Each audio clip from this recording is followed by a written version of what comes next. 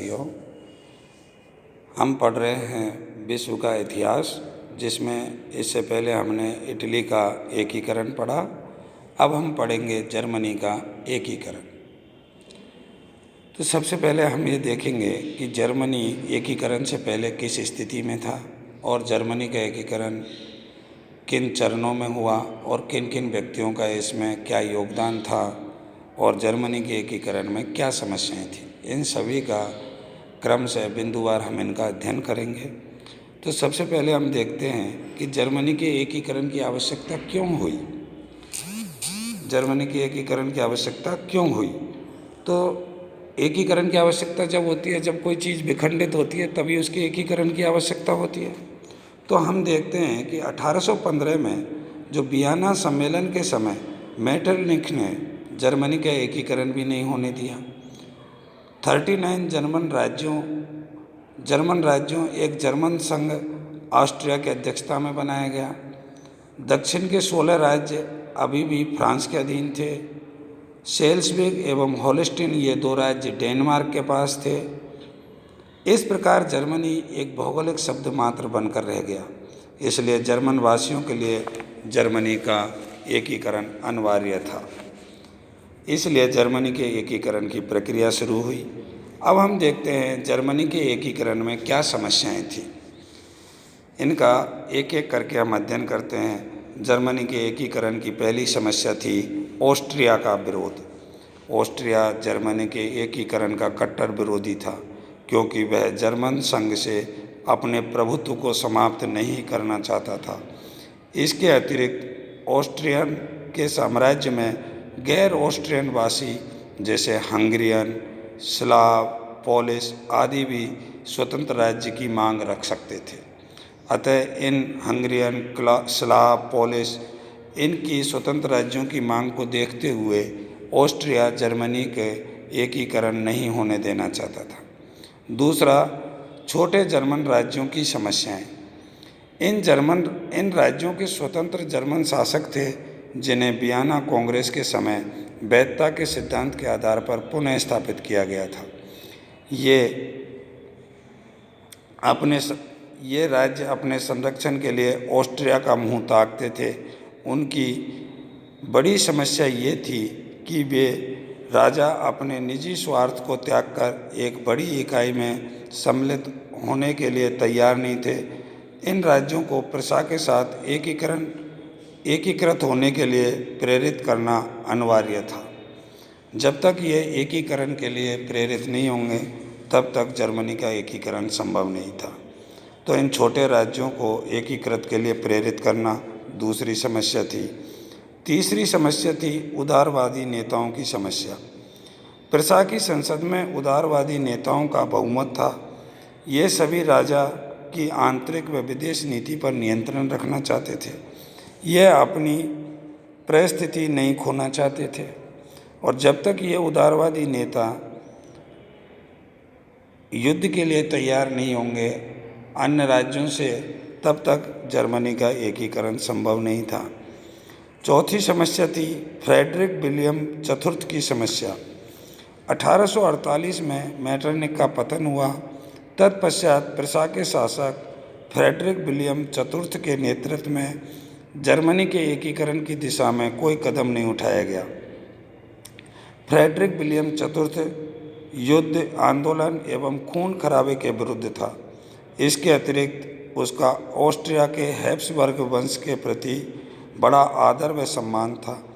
इसलिए उसके काल में ऑस्ट्रिया के विरुद्ध युद्ध की कोई संभावना नहीं थी। इसलिए 1849 से लेकर 1858 के बीच का युग प्रशा के इतिहास में शर्मनाक युग कहा जाता है। पांचवी समस्या थी संगठित, सशक्त एवं अनुशासित सेना की आवश्यकता।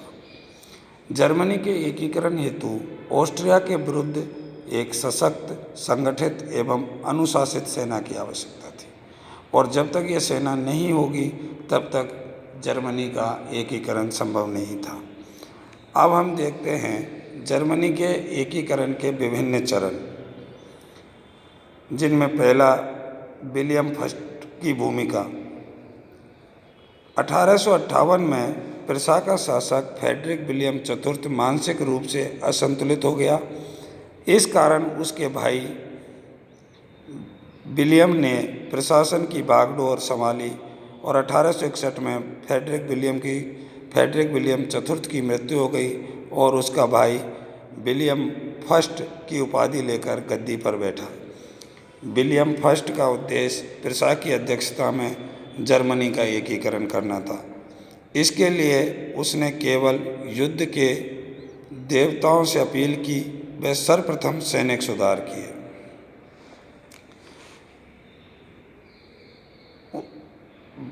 विलियम फर्स्ट ने एवान रून को रक्षा मंत्री बनाया, एच वान माल्टके को सेनापति बनाया, 39 अनुशासित रेजिमेंट तैयार की, 10 घुड़सवारों की रेजिमेंट तैयार की। अनिवार्य सैनिक प्रशिक्षण अवधि 2 वर्ष से बढ़ाकर 3 वर्ष की।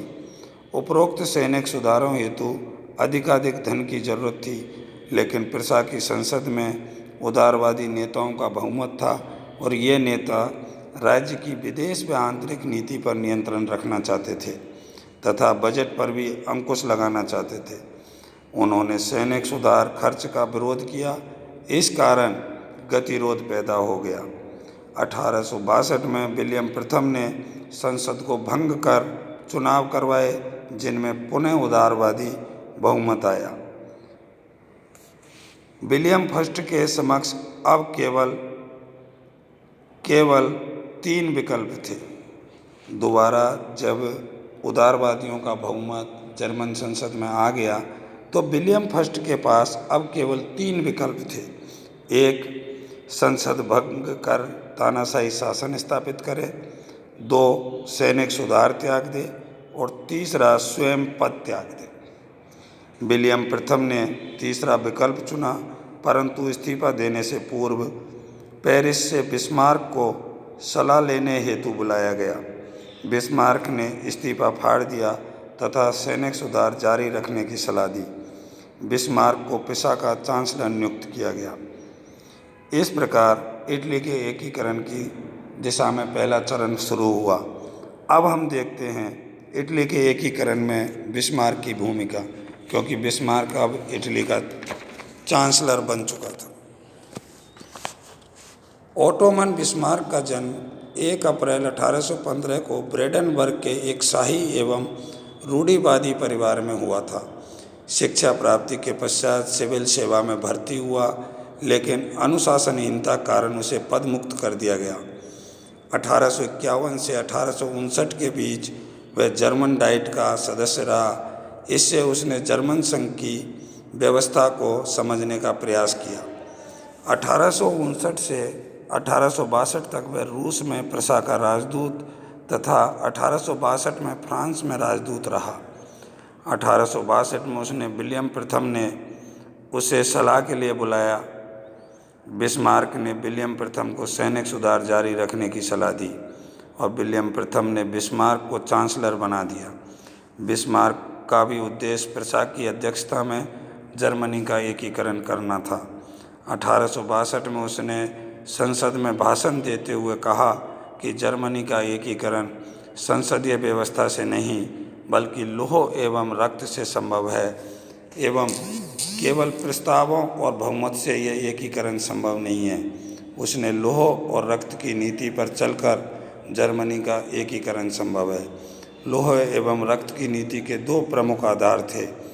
एक, प्रशा के पास उच्च कोटि की सैनिक क्षमता होनी चाहिए। दूसरा, अंतर्राष्ट्रीय युद्ध को टाला जाए।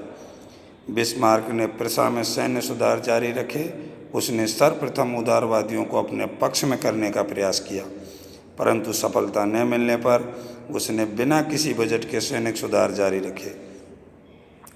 1863 में बिस्मार्क ने रूस को अपने पक्ष में करने के लिए पोलैंड में विद्रोह के समय सहयोग का वादा दिया। इससे रूस की प्रशा के प्रति सहानुभूति बढ़ी।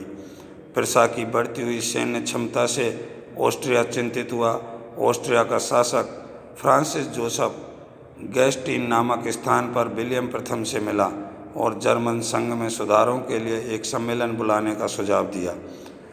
विलियम प्रथम ने बिस्मार्क की सलाह पर इस सम्मेलन के प्रस्ताव को ठुकरा दिया। 1863 में ऑस्ट्रिया ने एक सम्मेलन का आयोजन किया, किंतु प्रसा के इसमें भाग नहीं लेने से सम्मेलन असफल रहा। इस प्रकार बिस्मार्क ने अपने प्रयास जारी रखे और आगे उसने सब प्रसा के लिए एकीकरण के लिए विभिन्न राज्यों से युद्ध लड़े, जिनमें पहला युद्ध डेनमार्क के साथ, दूसरा युद्ध ऑस्ट्रिया के साथ और तीसरा युद्ध फ्रांस के साथ लड़ा था। इनका हम क्रमवार अध्ययन अगले वीडियो में करेंगे।